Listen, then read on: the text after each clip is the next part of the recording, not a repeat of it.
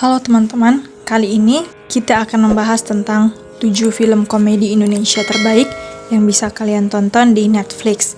Film-film ini dijamin bikin kalian ketawa terpingkal-pingkal.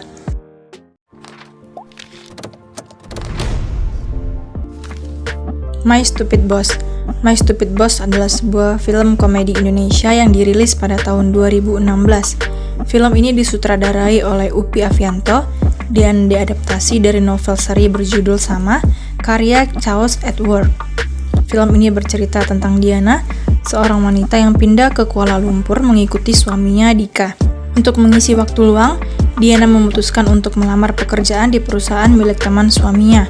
Ternyata, bos perusahaan tersebut adalah seorang pria bernama Bosman yang memiliki kepribadian yang sangat aneh dan menyebalkan. Bosman diperankan oleh aktor Reza Rahardian, digambarkan sebagai seorang bos yang sangat tidak kompeten, tidak terorganisir, dan sering membuat keputusan yang buruk. Dia menerapkan aturan bahwa Bosman selalu benar dan sering memberikan perintah yang tidak masuk akal kepada karyawannya, termasuk Diana. Sepanjang film, penonton akan disuguhkan dengan berbagai kejahilan dan keanehan yang dilakukan oleh Bosman yang membuat Diana dan karyawan lain menjadi kesal. Namun, di balik sifat Bosman yang konyol, film ini juga menyoroti isu-isu penting di tempat kerja, seperti komunikasi yang buruk antara atasan dan bawahan, serta tuntutan yang tidak realistis dari seorang bos.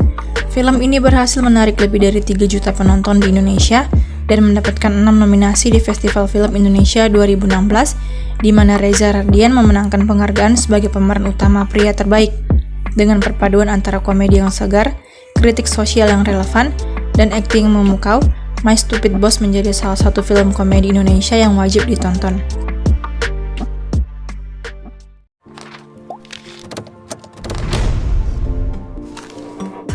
Cek Toko Sebelah. Cek Toko Sebelah adalah film drama komedi Indonesia yang dirilis pada tahun 2016. Film ini ditulis dan disutradarai oleh Ernest Prakasa yang juga berperan sebagai pemeran utama.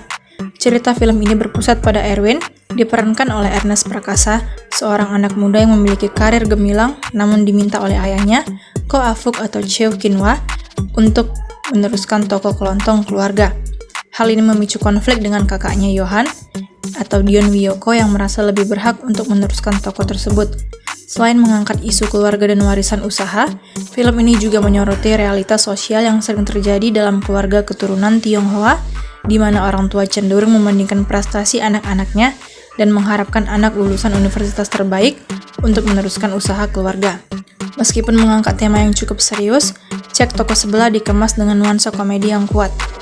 Film ini berhasil mendapatkan respon positif dari penonton dan kritikus, terutama untuk skenarionya yang dianggap cerdas dan lucu. Dalam Festival Film Indonesia 2017, Cek Toko Sebelah mendapatkan 9 nominasi, termasuk untuk kategori film terbaik, sutradara terbaik, dan skenario asli terbaik, di mana Ernest Prakasa memenangkan kategori terakhir. Film ini juga meraih beberapa penghargaan lain di ajang Festival Film Bandung 2017.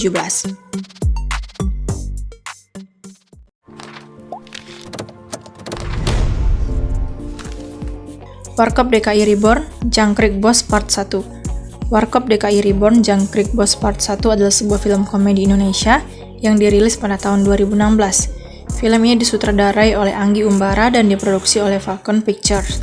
Film ini merupakan adaptasi dari film-film Warkop DKI yang populer di era 1980-an. Dalam film ini, 3 sahabat, Dono atau Abimana Arya Satya, Kasino atau Vino Bastian, dan Indro atau Tora Sudiro kembali beraksi. Mereka bergabung dengan sebuah organisasi bernama CHIPS atau Cara Hebat Ikut-ikutan Pelayanan Sosial yang bertugas membantu menertibkan dan menjaga keamanan masyarakat. Meskipun mereka bersemangat dalam melayani masyarakat, tingkah laku konyol dan bermasalah mereka selalu membuat jengkel atasan mereka, Pak Bos atau Ence Bagus. Untuk membantu mereka, Bos memasukkan anggota CHIPS dari Paris bernama Sophie atau Hana Al-Rashid. Dalam perjalanan mereka, Dono, Kasino, dan Indro tidak sengaja menyaksikan seorang pria ditabrak oleh mobil misterius. Pria tersebut menyerahkan sebuah buku berisi peta harta karun kepada mereka sebelum meninggal. Akhirnya, mereka bertiga memutuskan untuk mencari harta karun tersebut agar bisa membayar denda sebesar 8 miliar rupiah yang dibebankan kepada mereka. Film ini menjadi sangat populer dan sukses secara komersial. Hingga akhir penayangannya, film ini telah disaksikan oleh 6.858.616 penonton, menyalip film Laskar Pelangi sebagai film Indonesia terlaris sepanjang masa selama hampir 6 tahun. Film ini juga mendapatkan beberapa penghargaan, termasuk rekor muri untuk kategori rekor jumlah penonton terbanyak dalam satu hari.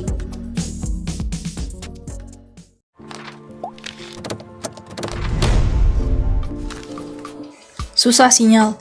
Susah Sinyal dalam film drama komedi Indonesia yang dirilis pada 21 Desember 2017.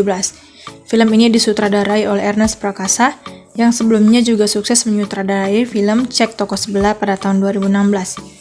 Film ini menceritakan tentang Ellen, seorang ibu tunggal yang merupakan pengacara sukses di Jakarta. Karena kesibukannya bekerja, Ellen jarang meluangkan waktu untuk anak tunggalnya, Kiara. Sebagai remaja, Kiara memiliki hobi membuat konten di internet dan sering melanggar peraturan sekolah terkait penggunaan gawai. Ketika nenek Kiara, Agatha, meninggal dunia, Ellen mengajak Kiara berlibur ke Sumba untuk menghibur dan memperbaiki hubungan mereka. Namun saat kembali ke Jakarta, Ellen harus menghadapi kasus besar di pekerjaannya, sehingga tidak bisa menepati janjinya untuk menonton Kiara tampil di acara bakat menyanyi. Hal ini membuat Kiara marah dan memutuskan untuk pergi ke Sumba sendirian. Dalam film ini, Ernest Prakasa dan istrinya Meira Anastasia menulis skenario yang tidak hanya mengandung unsur komedi, tetapi juga drama yang kental tentang hubungan ibu dan anak.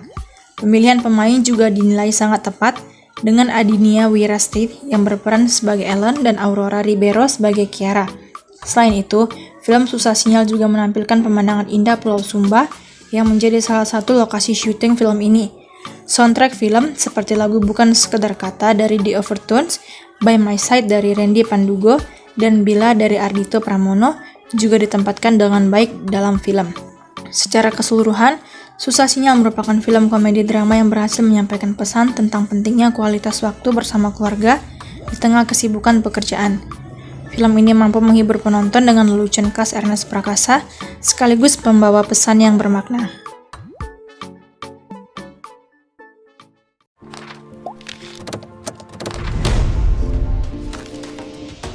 Imperfect adalah film drama komedi Indonesia yang dirilis pada tahun 2019. Film ini disutradarai oleh Ernest Prakasa dan diadaptasi dari novel Imperfect: A Journey to Self-Acceptance karya Meira Anastasia, istri Ernest Prakasa. Film ini menceritakan tentang Rara, diperankan oleh Jessica Mila, seorang wanita yang memiliki tubuh gemuk dan berkulit sawo matang. Sejak kecil, Rara selalu mendapatkan body shaming dari keluarga dan orang-orang di sekitarnya, termasuk rekan kerjanya karena penampilannya yang dianggap tidak sempurna. Namun, Rara memiliki kekasih bernama Dika, diperankan oleh Reza Rahadian, yang mencintai apa adanya. Ketika Rara mendapatkan kesempatan untuk menjadi manajer di perusahaan tempatnya bekerja, ia diminta untuk mengubah penampilannya agar lebih ideal. Rara pun berusaha keras untuk menurunkan berat badannya, namun hal ini membuat hubungannya dengan Dika dan teman-teman dekatnya menjadi renggang. Film ini mengangkat isu sensitif tentang body shaming dan tekanan untuk memenuhi standar kecantikan yang diciptakan oleh masyarakat. Melalui cerita Rara, film ini mengajak penonton untuk bercermin dan menyadari bahwa kita seringkali menjadi bagian dari mereka yang melakukan body shaming atau hidup berdasarkan standar orang lain. Meskipun mengangkat isu yang berat, Imperfect disajikan dengan gaya yang ringan dan penuh humor sehingga penonton dapat mencerna pesan yang disampaikan dengan santai. Film ini juga menampilkan akting yang kuat dari para pemain, terutama Jessica Mila dan Reza Rahadian.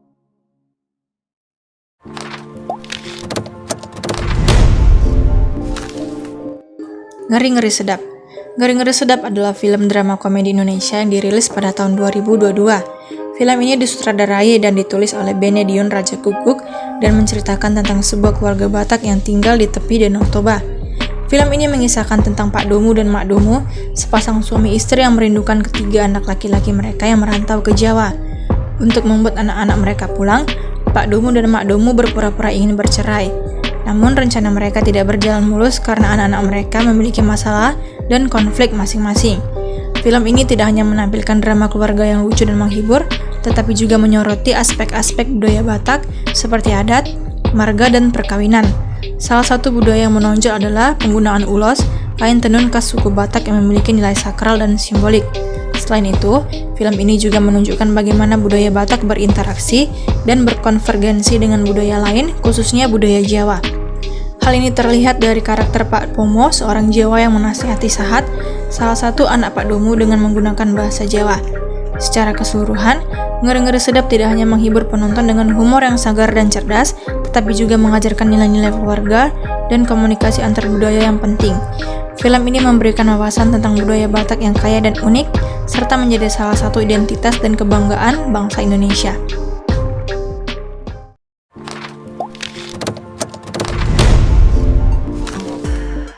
The Big Four. The Big Four adalah sebuah film laga komedi Indonesia yang dirilis pada tahun 2022 dan disutradarai oleh Timo Tjahjanto. Film ini bercerita tentang sekelompok mantan pembunuh bayaran yang terpaksa kembali beraksi untuk membantu seorang detektif menyelidiki kematian ayahnya. Dalam film ini terdapat 4 karakter utama yang disebut The Big Four: Topan, Jenggo, Pelor, dan Alpa. Mereka adalah mantan pembunuh bayaran yang telah pensiun, namun harus kembali beraksi untuk membantu Dina, putri dari Petrus, pemimpin kelompok mereka yang tewas. Film ini memadukan aksi laga yang brutal dengan unsur komedi yang kuat. Adegan-adegan pertarungan dan ledakan disajikan dengan gaya khas Timo Tjahjanto, sementara dialog-dialog lucu dan tingkah laku para karakter memberikan sentuhan humor yang menyegarkan. Selain itu, The Big Four juga memiliki kekayaan karakter yang baik. Masing-masing anggota The Big Four memiliki kepribadian dan latar belakang yang berbeda-beda, sehingga menambah dinamika dan ketertarikan penonton untuk mengikuti perkembangan cerita. Dengan kombinasi aksi, komedi, dan karakter yang kuat, The Big Four berhasil menjadi salah satu film Indonesia yang mendapatkan perhatian luas, termasuk masuk ke dalam 5 besar top movies Netflix worldwide. Film ini dianggap sebagai tonggak penting bagi perfilman Indonesia dalam menunjukkan bahwa film lokal dapat digarap secara serius dan menghasilkan karya yang berkualitas.